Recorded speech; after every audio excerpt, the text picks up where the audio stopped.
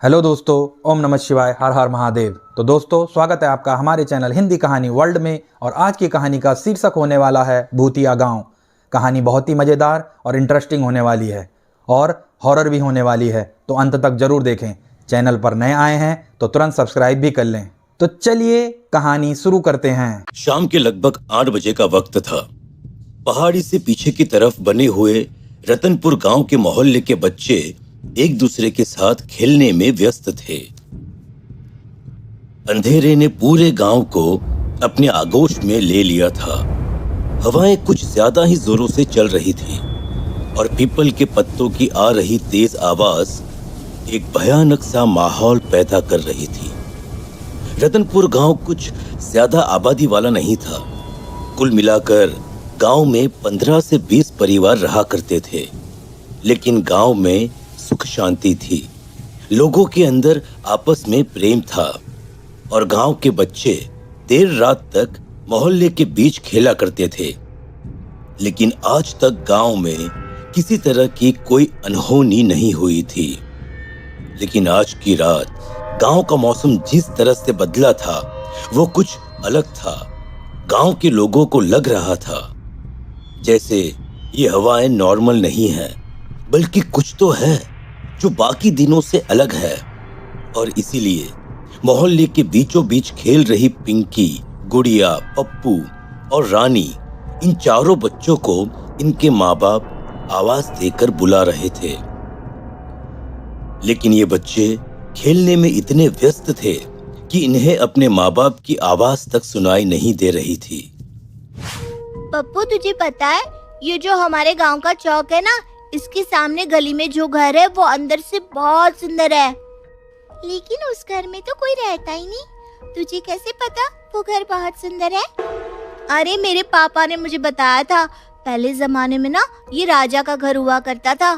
मुझे भी राजा का घर देखना है, कैसा होता है।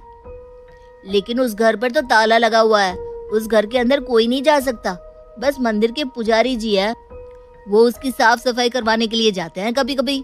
ऐसा कुछ नहीं है, मेरे पापा कह रहे थे, क्योंकि उस घर के पीछे वाली दीवार है ना, वो अब टूटने वाली है और वहाँ पर एक दरवाजा भी है, वहाँ से हम अंदर जा सकते हैं।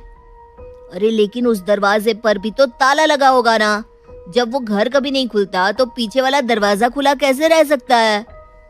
अरे मैं बता रही हूँ ना, दीवार टूट गई है तो दरवाजा कमजोर हो गया है और पुजारी जी ने अभी तक ठीक नहीं करवाया। हम चाहे तो वहाँ से जा सकते हैं अंदर। चलो ना, चलकर देखते हैं कि राजा का घर कैसा होता है।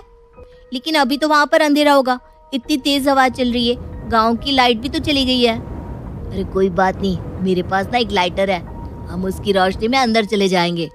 और इतना कहकर चारों बच्चे उस घर की तरफ चल पड़ते हैं। जैसे ही वो बच्चे उस घर के पीछे के हिस्से की तरफ पहुंचे और उन्होंने उस दरवाजे को हाथ लगाया, उस गांव में चल रही हवाएं कुछ ज्यादा जोर से चलने लगी।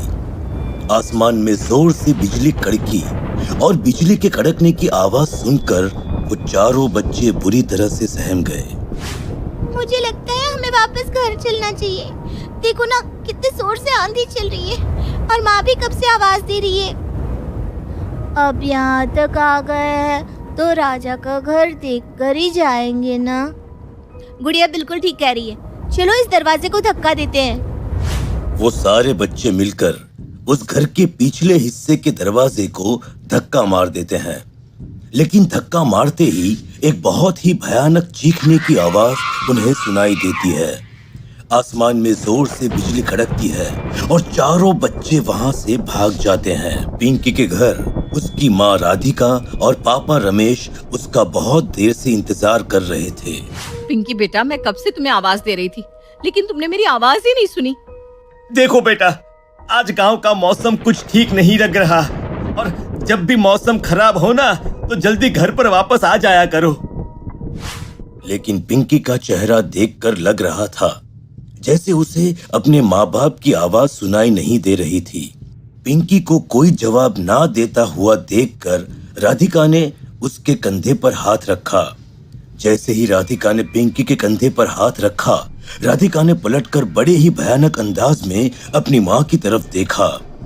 उसकी आंखें एकदम गुस्से से लाल हो रही थी। राधिका एक बार के लिए घबरा गई। पिंकी बेटा, क्या हुआ है तुझे? और ये तेरी आंखें? मुझे बहुत तेज नींद आ रही है, मुझे सोने जाना है। अरे बेटा, लेकिन अभी तक तूने खाना भी नहीं खाया है। खाना तो खा ले बेटा। ठीक है माँ, मुझे खाना दे दो। राधिका ने खाने की थाली पिंकी के आगे सरका दी। देख, आज ना तेरी पसंद की दाल बनी है। इस दाल के साथ तो तुम पूरी 2 रोटी खा लेती है ना? लेकिन पिंकी ने अपनी माँ की बात का कोई जवाब नहीं दिया और चुपचाप खाना खाने लगी। देखते ही देखते पिंकी ने दोनों रोटियां खत्म कर दी। अरे क्या बात है, ऐसा लगता है कि आज तो हमारी बिटिया को दाल कुछ ज्यादा ही पसंद आ गई। और रोटी चाहिए? अरे भाई, अरे इसमें पूछने वाली बात क्या है? इतनी देर तक खेल कर आई है, थक गई होगी। इसे एक रोटी और दे दो। देखते ही देखते पिंकी ने वो रोटी भी खत्म कर दी। वो और रोटियां मांगने लगी। पिंकी बेटा, तेरी तबीयत तो ठीक है ना? मुझे भूख लगी है, खाना चाहिए। अरे अरे राधिका, परेशान मत हो। कभी कभी बच्चों के साथ ऐसा होता है। और अरे उसे और रोटी दे दो, चलो। ऐसा करते करते पिंकी वहां बैठे बैठे रोटियां खाती गई और खाते खाते उसने लगभग 10 रोटियां खत्म कर दी। ये देखकर अब राधिका और रमेश को अजीब सी घबराहट होने लगी। अरे अरे पिंकी बेटा, चल अब हम सोने चलते हैं, बहुत रात हो गई है ना। रमेश पिंकी को उसके कमरे में सुलाकर बाहर आ जाता है। आपको कुछ अजीब नहीं लग रहा? पिंकी तो मुश्किल से बस 2 रोटी खाती है, लेकिन आज तो उसने 10 रोटियां खत्म कर दी। हाँ, कुछ अजीब सा मुझे भी लगा, लेकिन हमें लगता है उससे सुबह बात करनी चाहिए।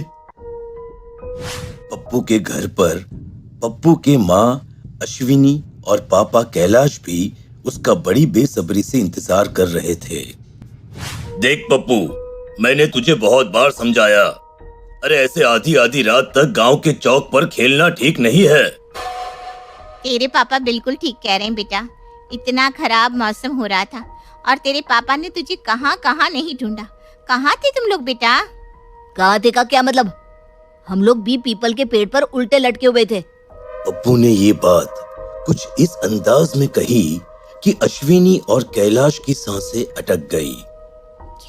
क्या मतलब? तो पीपल के पेड़ पर उल्टे लटकी हुई थी? मतलब क्या होता है?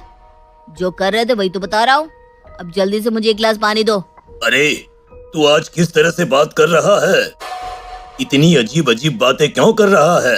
मुझे बहुत जोर से प्यास लगी है, पानी चाहिए। अश्विनी ने पानी का गिलास पप्पू की तरफ बढ़ा दिया। पप्पू ने पानी पिया और गिलास को वापस रखकर अपने कमरे में चला गया। इस लड़के का दिमाग खराब हो गया है, थोड़ी लगाम लगाओ इसके ऊपर। लेकिन अश्विनी ने जैसे ही पप्पू के रखे हुए पानी के गिलास को उठाकर अंदर रखने की कोशिश की, एकदम से गिलास उसके हाथ से छूटकर नीचे गिर पड़ा और अश्विनी की चीख उस घर में गूंजने लगी। अरे क्या हुआ?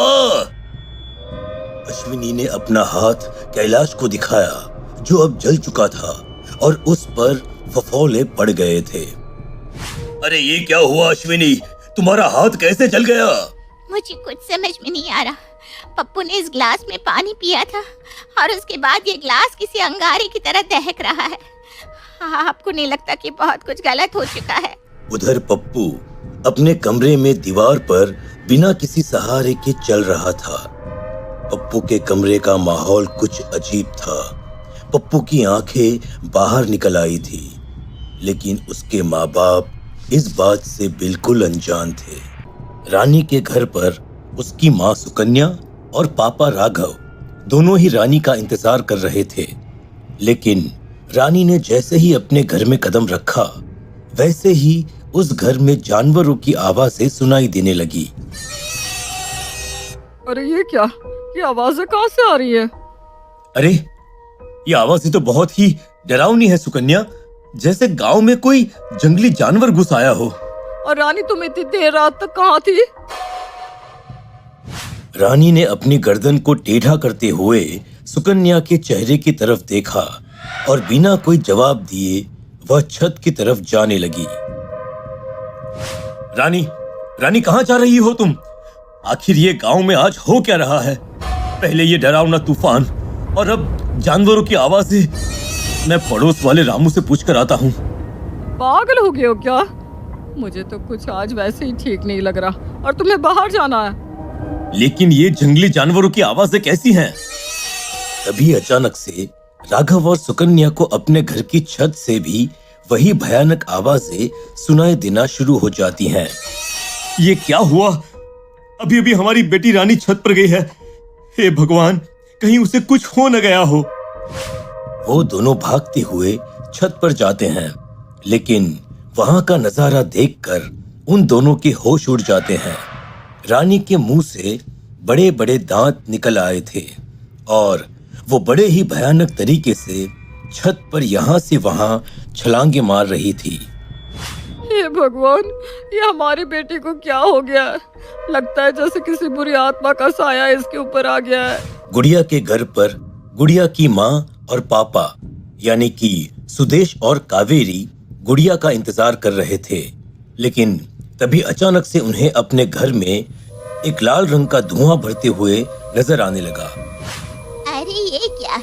ये हमारे घर में धुआं कैसा है? सुदेश और कावेरी जोर जोर से खांसने लगे। तभी अचानक उनकी नजर घर के दरवाजे की तरफ पड़ी, जहां पर एक भयानक सा दिखने वाला साया खड़ा हुआ था। सुदेश और कावेरी के होश उड़ गए। कौन है वहां पर?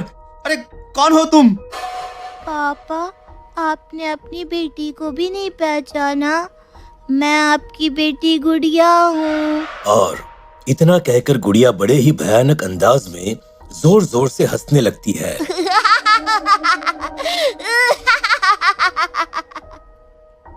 उसके हंसने की आवाजें बेहद ही डरावनी और दिल दहलाने वाली थी।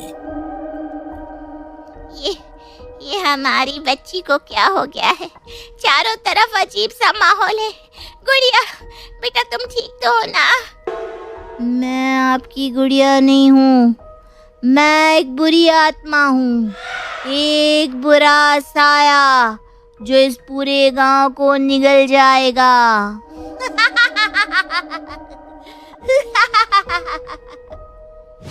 और इतना कहकर वो फिर से जोर जोर से हंसने लगी। धीरे धीरे से गुड़िया के हंसने की आवाजें रानी के घर से आने वाली जानवरों की आवाजें तेज होने लगती है और देखते ही देखते गांव में अजीबोगरीब शक्ल के दिखने वाले भयानक साए नजर आने लगते हैं। गांव के लोग इन आवाजों को सुनकर बाहर निकल आते हैं। गुड़िया, पिंकी, पप्पू और रानी ये चारों भी गांव के चौक पर आकर खड़े हो जाते हैं। गांव के सभी लोगों की डर के मारे हालत खराब हो चुकी थी। उनकी समझ में नहीं आ रहा था कि आखिर ये सब हो क्या रहा है। आखिर हमारे बच्चों को हुआ क्या है? हमारे गांव का माहौल इतना सुख शांति से भरा हुआ था, अचानक ये सब क्या हो गया? हमें पंडित जी को बुला लेना चाहिए, अब वही कुछ कर सकते हैं। पता नहीं हमारे बच्चों के साथ किसी ने कुछ कर दिया है। अरे हमें कुछ तो करना होगा। ये डरावने साए हमारे पूरे गांव को खत्म कर देंगे। इससे पहले कि पंडित जी वहां पर आते, देखते ही देखते वो डरावने साए गायब हो जाते हैं और साथ में ही वो चारों बच्चे भी गायब हो जाते हैं और गांव में मातम का माहौल हो जाता है। लोगों के रोने पीटने की आवाजें आती हैं, चारों तरफ सुनाई देने लगती है, लेकिन वो बच्चे वापस नहीं आते।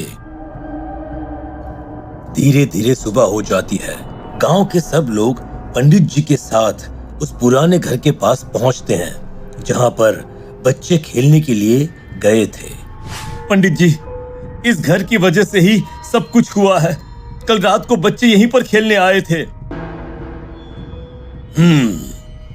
इस घर के पिछले दरवाजे का ताला टूटा हुआ है। इसका मतलब है कि जिस अनर्थ का हमें डर था वही हुआ है। कैसा अनर्थ पंडित जी? मैंने वर्षों से इस घर के अंदर बुरी आत्मा को बांध कर रखा था, लेकिन अब वो आजाद हो चुकी है और हमारे गांव के बच्चों को भी अपने साथ ले जा चुकी है। नहीं नहीं नहीं पंडित जी, ऐसा नहीं हो सकता। आप प्लीज हमारे बच्चों को बचा लीजिए, बचा लीजिए। हाँ पंडित जी, अगर हमारे बच्चे वापस नहीं आए तो हम लोग जिंदा नहीं रह पाएंगे। अरे लेकिन पंडित जी, ये कौन सी बुरी आत्माएं हैं? आप किसके बारे में बात कर रहे हैं? वर्षों पहले इस गांव में एक बहुत ही भयानक बीमारी फैली थी और उस बीमारी के चलते कई लोग रातों रात मर गए थे। उन लोगों के बुरे साए इस गांव में भटक रहे हैं, जिन्हें तंत्र मंत्र की मदद से मैंने इस घर के अंदर बंद करके रखा था। इस घर के पीछे की दीवार टूट गई थी और मैं उससे ठीक करवाने ही वाला था, लेकिन तभी अचानक बच्चों ने इसे खोलकर इस अनर्थ को न्योता दे दिया। लेकिन अब क्या होगा पंडित जी? क्या हमारे बच्चे वापस कभी नहीं आएंगे? और पंडित जी, आखिर हम ऐसा क्या करें? कुछ नहीं, बस हम सबको उस घर के अंदर जाकर उन आत्माओं का आह्वान करना होगा। गांव के सब लोग बुरी तरह से डरे हुए थे, लेकिन बच्चों को वापस लाने की बात की वजह से वो सब उस घर के अंदर जाते हैं और पंडित जी के बताए अनुसार चारों तरफ घर में लाल रंग का सिंदूर बिखेर देते हैं। देखते ही देखते उस घर के अंदर एक लाल और काले रंग का धुआं भरने लगता है और वो बुरे साए वहां पर पहुंच जाते हैं। ये आवाजें कितनी भयानक हैं। किसी को भी डरने की जरूरत नहीं है। मैं बस जैसे ही इशारा करूं, आप सब लोग यहां से बाहर भाग जाना। धीरे धीरे बुरे साए उस घर के बीचों बीच आकर जोर जोर से डरावनी आवाजें निकालने लगते हैं।